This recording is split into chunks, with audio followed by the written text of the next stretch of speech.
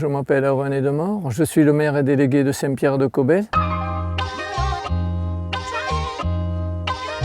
Ce que j'aimerais, c'est que le bon sens reprenne le dessus pour qu'on comprenne qu'il faut en faire des lacs comme ça. Tout a commencé un peu dans les années 80 pour ce lac de Caussade. On avait la chance au niveau départemental d'avoir un président du conseil général qui s'appelait Jean-François Poncet et qui avait lancé un plan des 1000 lacs. Parce qu'il s'était aperçu que la vie économique du département dépendait entièrement de l'agriculture. Au niveau de la chambre d'agriculture, une nouvelle équipe est arrivée, une équipe très dynamique. Donc le projet du lac a été relancé cette fois-ci pour de bon. Les études ont été menées, elles ont toutes été validées. L'État français, il a dit, vous pouvez y aller. Et là, patatras, stop. Ils ont rencontré les deux ministres, M. Travers et M. de Rugy, qui leur ont dit, vous arrêtez tout. Pourquoi? Si Vence c'est trop près dans le temps et en distance. Vous faites ce qu'on vous dit, vous obéissez, un point c'est tout. La désobéissance, c'est quelque chose qui est très très difficile. Mais on s'est basé, si vous voulez, sur le fait que oui, on était parfaitement en règle. Si l'État nous avait pas dit allez-y, on n'aurait pas fait le lac.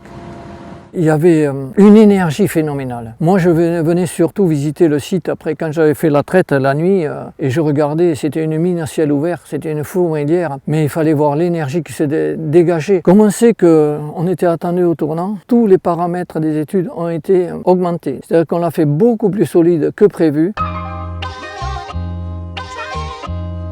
Il alimente un ruisseau qui s'appelle le Tolzac. Et il était sec l'été, pas de poissons. Aujourd'hui, il y a de l'eau, il y a du poisson.